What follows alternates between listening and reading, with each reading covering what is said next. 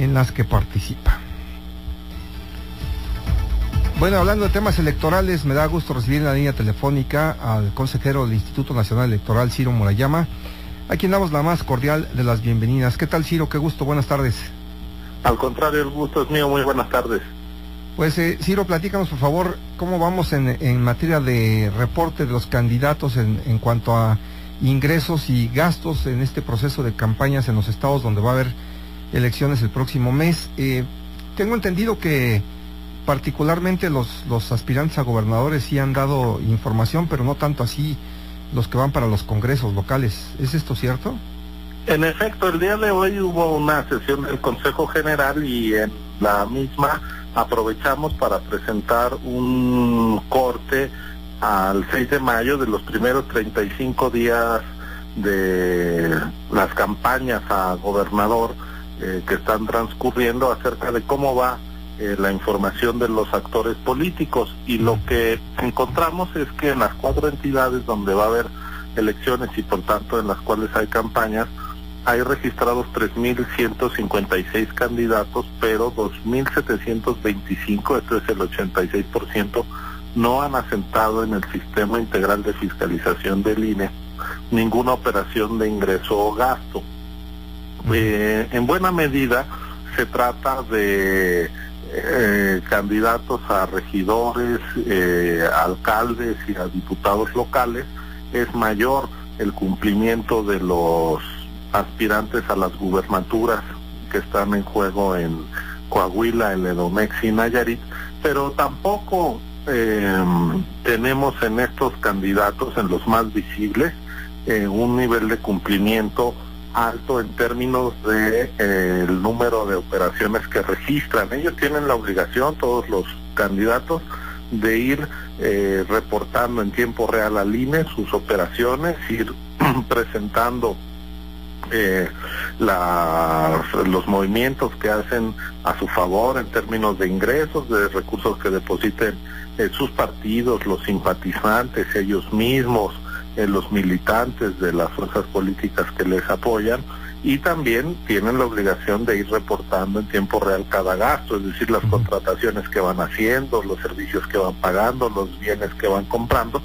Y sin embargo, por ejemplo, en el estado de Coahuila llevamos 1.3 operaciones en promedio al día por candidato. Esto es ni siquiera una operación de ingreso y otra de gasto al día. También en el Estado de México tenemos un nivel de cumplimiento relativamente bajo, apenas 512 pólizas, es decir, 512 movimientos de los 6 candidatos a la gubernatura, cuando al mismo tiempo el trabajo del INE ha demostrado pues alrededor de 15,000 testigos de gasto. Nosotros hacemos verificaciones, visitas, monitoreos, y estamos encontrando muchísimo gasto de los partidos políticos a favor de los candidatos. Eso está bien que gasten, es legítimo, pero lo tienen que reportar. Entonces hay un alto contraste entre lo que nosotros vamos encontrando y lo que ellos van diciendo que hacen. Hay en ese sentido todavía mucho que hacer para que los partidos y candidatos en realidad adquieran esta cultura de rendición de cuentas en tiempo real, porque apenas terminada la campaña nosotros tenemos que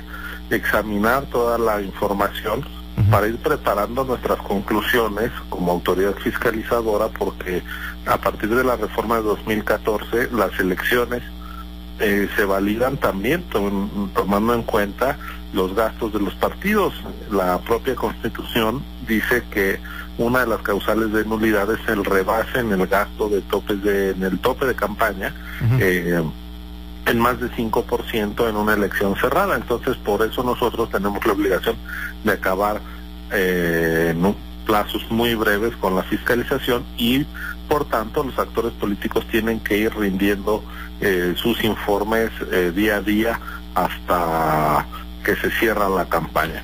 Ciro, este bajo nivel de reportes ¿tiene alguna consecuencia? Y digamos, ¿cada cuándo deberían realmente estar reportando? Pues diario, porque nosotros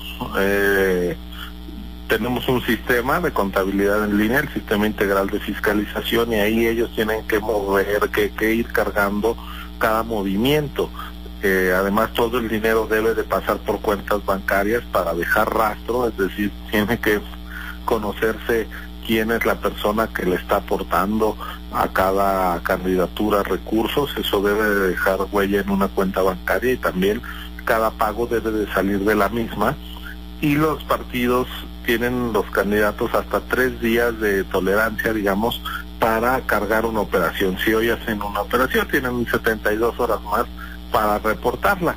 En los hechos, lo que estamos viendo es este bajo nivel de cumplimiento, y por lo tanto, pues lo que procede por parte de nosotros es sancionarlos. Hay que decir que ya en 2016, en las campañas del año pasado, de los 417 millones de pesos que impusimos de multas a los distintos partidos a propósito de las campañas electorales, el 27% de las multas fueron por este reporte fuera de plazo, que nos complica a nosotros la fiscalización.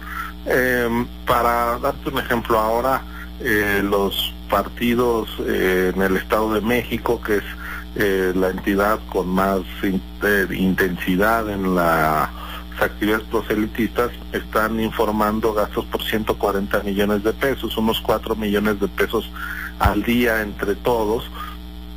Es un monto que se antoja inferior a lo que uno está viendo en términos de actividad política, porque simplemente en esa entidad nosotros ya tenemos 14.680 testigos de espectaculares, bardas, llevamos más de 400 visitas de verificación a eventos políticos. Entonces hay un contraste entre unas campañas muy intensas, sí, que si uno viera desde el punto de vista financiero parecerían unas campañas que están ahí semidormidas, ¿no? No es cierto. Realmente lo que nosotros tenemos que forzar como autoridad es que los partidos políticos cumplan con las normas que finalmente ellos se dieron. La transparencia, la rendición de cuentas, yo creo que es una de las vías a través de las cuales las propias fuerzas políticas van a poder recuperar confianza ante la ciudadanía, y nosotros no cejaremos en la existencia de que cumplan con la ley. Ciro, recuérdanos cuándo es la fecha límite para las campañas, hasta dónde cierran. Bueno, las campañas terminan el 1 de junio, porque la elección es el 4. Entonces es el miércoles, perdóname, es el último día de mayo. Luego tenemos jueves 1, que ya no se hace campaña, viernes 2, sábado 3, el sábado 3 ellos tienen que entregar su informe final de campañas, y la jornada electoral es el 4. Entonces es el último día del mes en curso en que se valen todavía actividades de proselitismo. Luego vienen los 3 días de veda electoral, o estas jornadas de reflexión, para que ya sin spots, ya sin actos de campaña, ya sin mensajes de los actores políticos, la ciudadanía reflexione, decida su voto, y el domingo 4 pues más de 19 millones de personas están llamadas a las urnas en todo el país. Ajá. Ya está listo el, por así llamarlo, ejército de ciudadanos que participan apoyando estos procesos en todo lo que tiene que ver con su entrenamiento y en su calificación y todo el preparativo para lo que será la contienda. Sí, de hecho el INE lleva meses visitando domicilios. En estas 4 entidades se van a instalar 34.075 casillas, sí, para que voten estos 19.76, o sea, casi 20 millones de personas. Y para instalar estas 34.000 casillas se necesitan 238.000 ciudadanos. Nosotros hemos visitado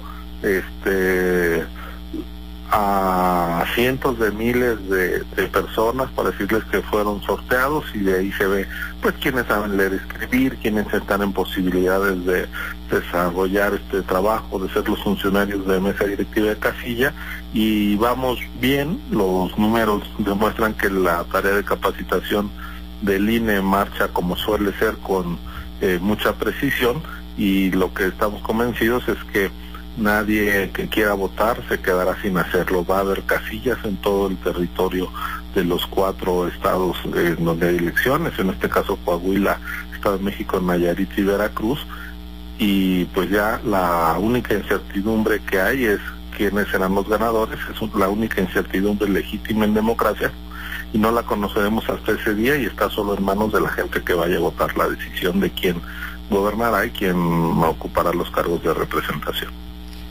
Bien, pues Ciro, te agradecemos muchísimo esta comunicación con nuestro auditorio. No, al contrario, muchas gracias a ustedes. Buena tarde. Gracias. Es Ciro Murayama, consejero del Instituto Nacional Electoral.